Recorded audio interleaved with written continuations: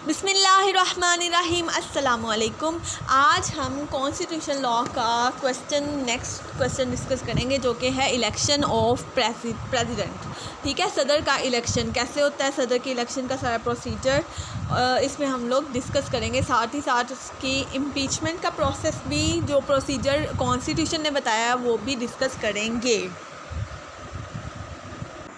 तो सबसे पहले इंट्रोडक्शन में जनरली वही बताया हुआ है कि प्रेसिडेंट जो है वो कॉन्स्टिट्यूशनल हेड ऑफ स्टेट है, और पार्लियामेंट्री फॉर्म ऑफ गवर्नमेंट में प्रेसिडेंट जो है वो सर्मोनियल हेड ऑफ स्टेट होता है, या कॉन्स्टिट्यूशनल हेड ऑफ स्टेट है ओनली। ठीक है, क्योंकि सारी पावर्स जो हैं, एग्जेक्टिव पावर्स जो हैं, वो सारी प्राइम मिनिस्टर में वेस्ट होती हैं, और प्राइम मिनिस्टर के पास सारे इख्तियारात होते हैं, और प्रेसिडेंट जो है वो इनडायरेक्ट मोड ऑफ इलेक्शन से होता है इलेक्ट। ठीक है, इलेक्टोरल वोट्स के ज़रिए से। तो ये जो है इंट्रोडक्शन में बता दिया। नेक्स्ट जो है आगे रेलेवेंट प्रोविजंस, इसके याद रखते हैं। Articles 41, 43, 44, 47 of the constitution of Pakistan जो हैं वो डील करते हैं ऑफिस ऑफ द प्रेसिडेंट से। नेक्स्ट हेडिंग है office of president of Pakistan. सदर का ऑफिस क्या है, जो आर्टिकल 41 का सब आर्टिकल 1 जो है, यहाँ पर आर्टिकल आना है। ठीक है, आर्टिकल 41 सब 1 जो है वो बताता है कि president is merely the constitutional head of state as all the administrative powers vest in prime minister. आगे according to article 41 there shall be, ठीक है, आर्टिकल 41 बताता है कि हेड ऑफ स्टेट है सदर पाकिस्तान जो है वो हेड ऑफ स्टेट है, और ये रिप्रेजेंट करेगा यूनिटी ऑफ द रिपब्लिक को। और आर्टिकल 41 के मुताबिक there shall be a constitution head of state जो कि प्रेसिडेंट ऑफ पाकिस्तान होगा। ठीक है, आर्टिकल 41 बता रहा है। और सबसे पहले आप लोगों को ये पता होना चाहिए कि पार्लियामेंट्री फॉर्म ऑफ गवर्नमेंट है पाकिस्तान में, और जो प्रेसिडेंट है वो कॉन्स्टिट्यूशनल हेड है, और प्राइम मिनिस्टर के पास सारी एग्जेक्टिव अथॉरिटीज़ हैं, सारी इंतज़ामी जो पावर्स हैं उसके पास हैं प्राइम मिनिस्टर के पास। ठीक है, और सबसे पहले ये भी आपको जहन में होना चाहिए कि प्रेसिडेंट का जो इलेक्शन है वो इनडायरेक्ट मोड ऑफ इलेक्शन से है। ठीक है, इनडायरेक्ट मेथड ऑफ इलेक्शन बताया है, क्योंकि वो इलेक्टोरल कॉलेज के ज़रिए से होता है। ये अभी हम लोग इन डिटेल प्रोसीजर देख लेते हैं। आगे qualifications for the president of Pakistan. सबसे पहले वही वाली क्वालिफिकेशन ऑलमोस्ट जो कि प्राइम मिनिस्टर की थी, सिटीज़न ऑफ पाकिस्तान होना चाहिए, एज उसकी 45 ईयर्स, प्रेसिडेंट की एज 45 ईयर्स कम अज़ कम। ठीक है, और हमने कल देखा था कि प्राइम मिनिस्टर की एज जो थी वो कम अज़ कम 35 ईयर्स ऑफ एज है लिमिट। ठीक है, अब मुस्लिम होना चाहिए, यहाँ पर भी qualified as a member of national assembly होना चाहिए। ठीक है, और उसका इलेक्टोरल जो रोल है इलेक्टोरल वोट की लिस्ट में, उसका जो है नेम होना चाहिए। नेक्स्ट साउंड माइंड होना चाहिए, फिज़िकली फ़िट होना चाहिए उसको। ठीक है, आगे term of office of president आपको पता ही है 5 ईयर्स ही है। ठीक है, और प्रोसीजर फॉर इलेक्शन, अब ये जो मेन क्वेश्चन आ गया कि इलेक्शन किस तरह से होगा प्रेसिडेंट का, सदर पाकिस्तान का। तो इलेक्टोरल कॉलेज एक बनता है। ठीक है, इलेक्टोरल कॉलेज के ज़रिए से ये प्रेसिडेंट का इलेक्शन होता है, तो इसलिए इसको ये इनडायरेक्ट मेथड ऑफ इलेक्शन है। अब इलेक्टोरल कॉलेज किससे बनता है? मेंबर्स ऑफ बोथ हाउसेस, यानी कि नेशनल असेंबली और सेनेट। हमारी पार्लियामेंट के 2 हाउसेज हैं ना, नेशनल असेंबली और सेनेट, और उसके अलावा plus members of the provincial assemblies, यानी कि सूबाई असेंबलियों के भी मेंबर, सारे मेम्बरान, और उसके अलावा दोनों हाउसेस के मेंबर्स जो हैं वो इलेक्टोरल कॉलेज बनाते हैं। नेक्स्ट है बोथ हाउसेज ऑफ पार्लियामेंट, बता दिया कि मेंबर्स ऑफ नेशनल असेंबली और मेंबर्स ऑफ सेनेट हैं। आगे प्रोविंशियल असेंबलीज़ के भी मेंबर्स जो हैं वो इलेक्टोरल कॉलेज का फॉर्म करते हैं। ठीक है, सुपरविजन ऑफ इलेक्शन ये चीफ इलेक्शन कमिश्नर करता है। ये हेडिंग की इतनी ज़रूरत नहीं है। आगे fixation of date, time, place of election. ठीक है, ये चीफ इलेक्शन कमिश्नर जो है वो फिक्स करता है डेट, टाइम और place.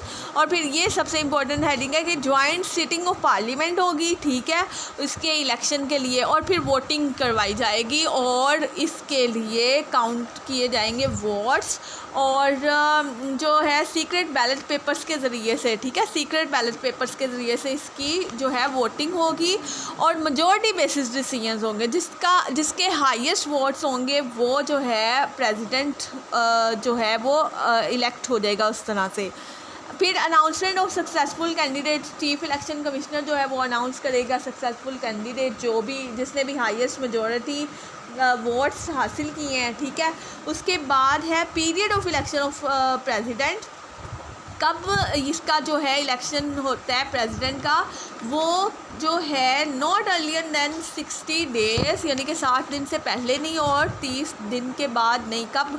Expiration of the term of president, यानी कि जो है ना प्रेसिडेंट की टर्म जब ख़त्म होनी है ना, 5 साल कंप्लीट होने हैं, उसके कम से कम 30 दिन से, यानी कि 30 दिन के अंदर अंदर, उससे पहले 30 दिन पहले, यानी कि 1 माह पहले इलेक्शन कंडक्ट जो है वो इलेक्शन होता है इसका प्रेसिडेंट का।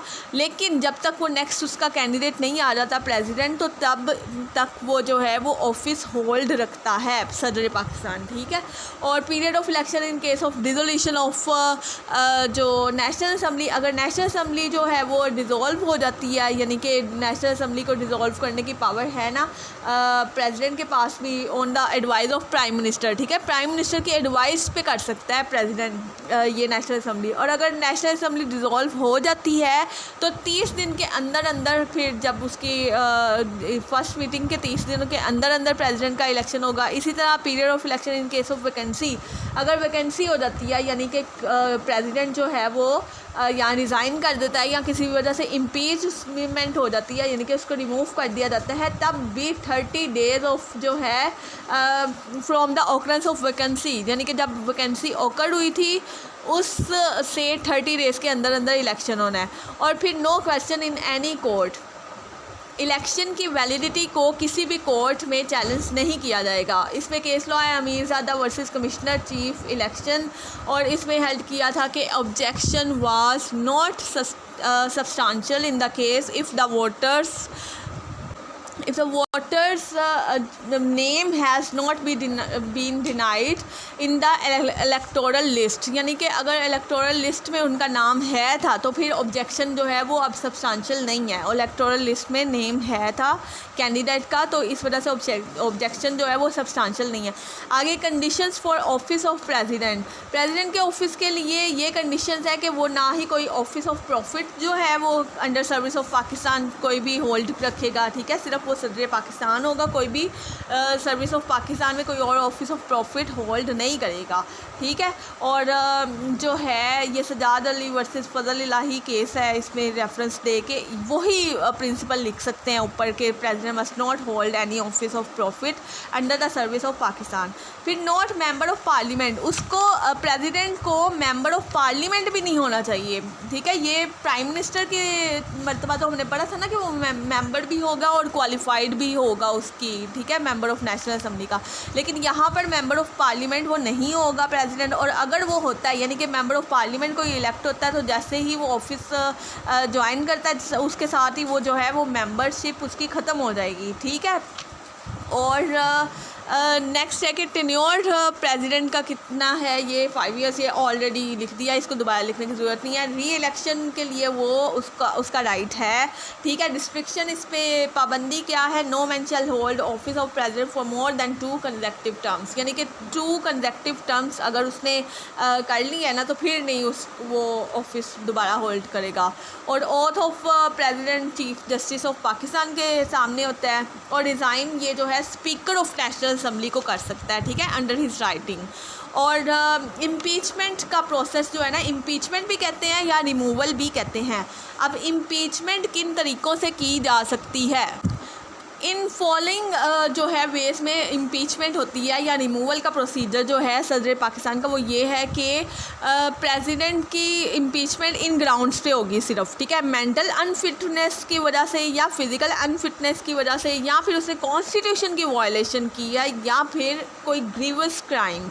अब ये जो है ना नोटिस, लेकिन इसके लिए लाजमी देना पड़ेगा इम्पीचमेंट के प्रोसेस को इनिशिएट करने के लिए। और नोटिस अगर चेयरमैन के पास जाता है ना तो वो जो है स्पीकर ऑफ नेशनल असम्बली को जो है वो नोटिस की कॉपी जो है वो भिजवा देगा, और स्पीकर ऑफ नेशनल असम्बली फिर जो है वो आगे सदर पाकिस्तान को नोटिस भेजेगा, और वो ठीक है। और उसके बाद जो है 3 दिन के अंदर अंदर जो है वो उसने नोटिस दे देना है, ठीक है, उसको जो स्पीकर ने 3 दिन के अंदर अंदर सदर पाकिस्तान को नोटिस दे देना है और फिर जॉइंट सिटिंग बुलवानी है उसने, और फिर इन्वेस्टिगेशन ऑफ चार्ज होना है उसमें अगर कोई है, ठीक है, जो भी, और राइट टू बी रिप्रेजेंटेड होगा सदर पाकिस्तान के लिए, ठीक है, वो अपनी नुमाइंदगी कर सकता है, रिप्रेजेंट कर सकता है अपने आप को, राइट टू बी हर्ड होगा उसका, ठीक है, सुना जाए उसको।